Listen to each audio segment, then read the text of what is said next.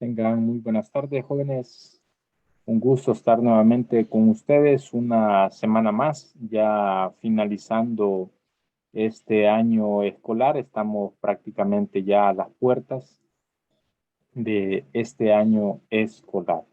Pues bien, vamos a continuar con nuestros contenidos que tenemos para esta semana y en esta ocasión vamos a hacer una reflexión sobre este aspecto socioemocional que ustedes han estado reflexionando durante estos días en las clases anteriores.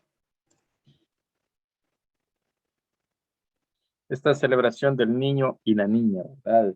Pero en esta ocasión yo quiero compartirles a ustedes un pequeño video que espero les guste, quizás ya lo han visto, pero es interesante ver cómo nosotros siempre, aunque crezcamos, aunque estemos adultos, cómo siempre tenemos ese sentimiento, ese anhelo, esa sensación de alegría de nuestra infancia, ¿verdad? De el tiempo en el que nosotros disfrutamos. Así es que, bien, ese es el video que quería compartir con ustedes de esta fecha, ¿verdad? De este mes que celebramos el Día del Niño y de la Niña, de los adolescentes también.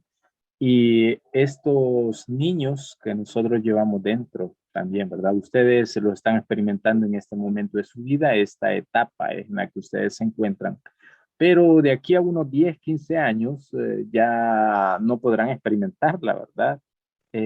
Solamente les quedará en el recuerdo, en la memoria, en esas imágenes, en esas fotografías de que guardamos, ¿verdad?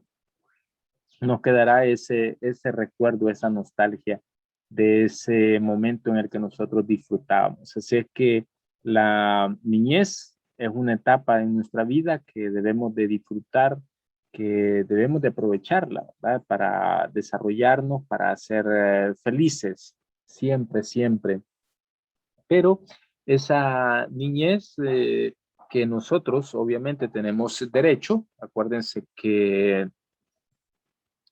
eh, la ley en cuanto a la niñez tiene ciertos derechos, ¿verdad? Y Naciones Unidas en la promulgación de los deberes y derechos del niño, pues lo recalca, lo pone siempre presente, que tienen derecho a comunicarse, a poder transmitir sus ideas, a gozar de un techo, un lugar, ¿verdad? De tener una familia, un nombre y muchos, muchos derechos que nosotros tenemos. ¿Tienen derecho ustedes a ser felices? Claro que sí. ¿Tienen derecho a recrearse? Claro que sí, ¿verdad? Tenemos muchos derechos, pero a la par de esos derechos están nuestras obligaciones. No podemos nosotros olvidar nuestras obligaciones. Y en el caso de ustedes, su obligación es el de estudio, ¿verdad? No pueden olvidarse del estudio. Y esta celebración del Día del Niño, como ya lo han visto en otras asignaturas, me imagino, proviene de 1959, que recién pasada la Segunda Guerra Mundial, obviamente, y que los niños estaban siendo sumamente explotados, no se veían como parte propia del desarrollo de las sociedades, ¿verdad? Entonces viene Naciones Unidas y promulga este día para darle realce a esta etapa de nuestra vida tan importante, ¿verdad? Es muy importante. En la medida que nosotros construyamos nuestra infancia, así nos vamos a desarrollar en nuestra vida adulta.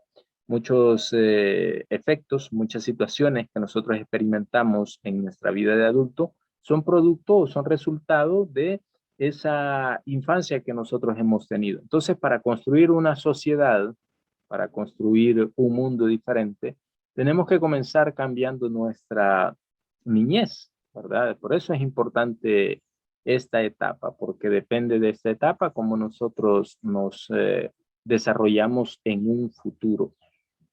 Pues bien, vamos a pasar ya a nuestro contenido que tenemos para esta tarde, para esta semana.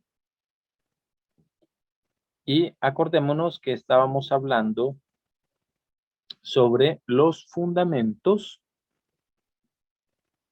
que pueden sostener un sistema moral, ¿verdad? Sobre eso estábamos hablando y nos habíamos quedado en la parte del hedonismo y el utilitarismo. Aquí nos habíamos quedado. Y decíamos que estas éticas teleológicas, las éticas teológicas, las podemos podemos ubicar dos, que es el hedonismo y el utilitarismo. Son dos corrientes de pensamiento que surgen de las éticas teleológicas. Entonces veamos una a una. Comencemos con el hedonismo. Uy, perdón. Aquí está.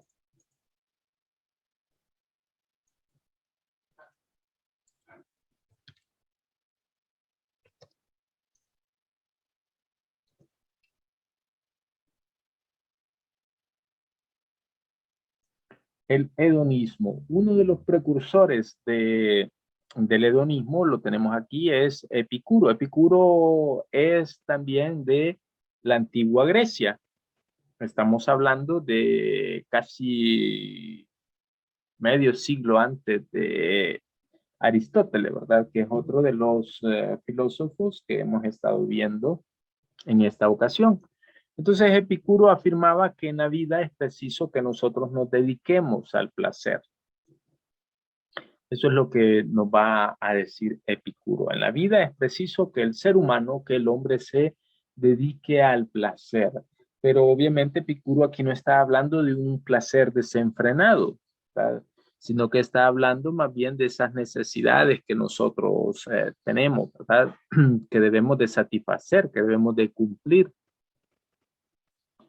Y este término proviene del griego hedoné, que significa placer. Por eso se le conoce como hedonismo, porque proviene de ese término hedoné, que significa placer. Entonces va a decir Epicuro, bueno, en la vida nosotros tenemos que ser sensatos, ¿verdad? Aprender a disfrutar de las cosas sencillas. Como ven, él no está hablando de un placer desenfrenado, de lo que nosotros hoy nos imaginamos, no, para nada, ¿verdad? Entonces tenemos que aprender a disfrutar de las cosas sencillas y luchar por construir una actitud positiva, ¿verdad? Siempre, siempre una actitud positiva. Y tenemos que cultivar la amistad. Son los elementos necesarios, va a decir Epicuro, que necesitamos nosotros para ser felices, ¿verdad? En la medida que nosotros alcanzamos el placer, en esa medida, es decir, esas acciones o esas actividades son moralmente buenas o moralmente malas. Pero aquí hay que tener cuidado porque también Epicuro menciona que en la medida que nosotros busquemos y busquemos el placer, lo que vamos a encontrar es el dolor, el sufrimiento. Entonces, a eso nosotros debemos de prestarle mucha atención, ¿verdad? Porque la vida no solamente es de placeres, la vida no solamente es de placer. Necesitamos nosotros también vivir de forma sensata, nos va a decir Epicuro. Luego tenemos la siguiente corriente que es el utilitarismo, ¿verdad? El utilitarismo tiene dos representantes que es Bentham y John Stuart Mill. Stuart Mill, estos dos pensadores son los que le dan ese sustento a esta teoría del utilitarismo. Aquí hemos dejado ya la visión individual del placer para pasar a una felicidad de forma más colectiva. Entonces dejamos el individualismo y pasamos a el hecho de la colectividad. Entonces, una acción es mejor que otra cuando contribuye más al bienestar global.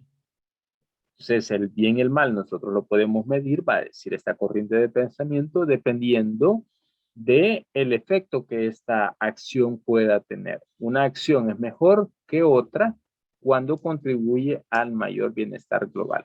Entonces, la máxima de esta corriente de pensamiento es el mayor bien para el mayor número de personas. En la medida que se favorece, en la medida que va a garantizar al mayor número de personas, entonces es una acción buena. Si no, tendría que ser incorrecta. Es como un ejemplo sencillo, es como esto de la vacuna, ¿verdad? Si la vacuna va a favorecer al mayor número de personas, entonces es buena. Pero si la vacuna solamente va a favorecer a 3 personas, entonces es mala, porque no favorece al mayor número de personas. Luego tenemos las segundas, que son las éticas deontológicas. Las éticas deontológicas. Estas éticas, obviamente, lo vamos a ver posteriormente también su raíz, ¿verdad? Estas éticas deontológicas consideran que nuestros actos tendrían que contribuir a la felicidad individual y colectiva. Tenemos la experiencia de que en muchas ocasiones aquello que prima en el acto moral no es la felicidad, sino el deber. Muchas de las acciones que nosotros realizamos no las realizamos porque nos hagan felices, sino que las realizamos porque es nuestro deber. Y ese es el argumento de las éticas deontológicas, que las cosas son buenas en la medida que es nuestro deber hacerlas y no en la medida que nos generen felicidad, así como las éticas teleológicas. Sabemos que hay acciones que tenemos que hacer. Nosotros sabemos que hay cosas que tenemos que hacerlas, ¿verdad? Que tenemos esa obligación moral de hacerlas. Por ejemplo, aquí la imagen de la fotografía de la niña, ¿verdad? La niña que está ahí haciendo su tarea. Ella muy bien sabe que tiene esa obligación de hacerla, que tiene que hacer la tarea. No tiene otra alternativa. Tiene que realizar esa actividad, ¿verdad? Hay que hacerla, independientemente si aportan o no beneficios, si es positiva o no es positiva para ella, ¿verdad? Entonces, desde esta perspectiva, un acto es bueno si lo hacemos porque es nuestro deber. No tanto porque nos genere felicidad, sino porque es nuestro deber hacerlo.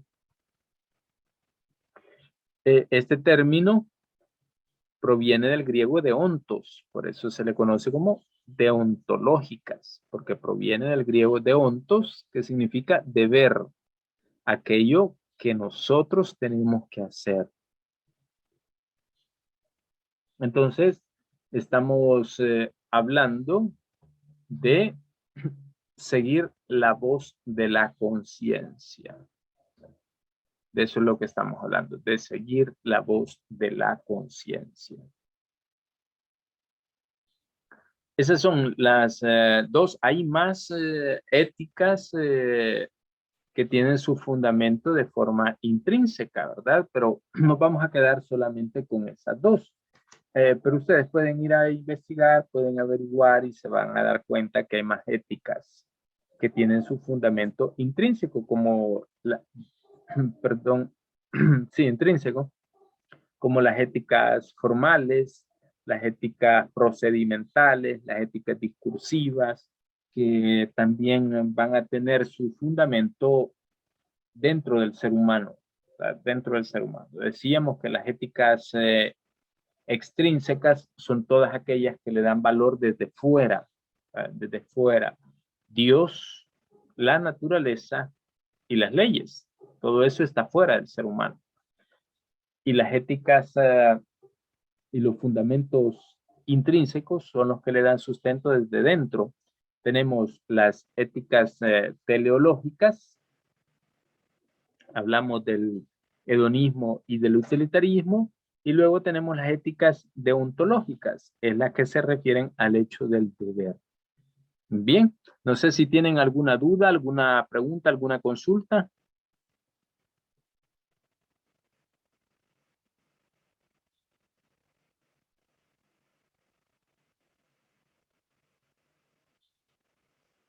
Ninguna. Bien, perfecto. Entonces, hasta aquí hemos concluido con nuestros contenidos de este periodo, ¿verdad? Ya se acabó el tiempo y el próximo el próximo miércoles, vamos a hacer un pequeño repaso, un breve repaso de lo que hemos visto hasta la fecha, ¿verdad?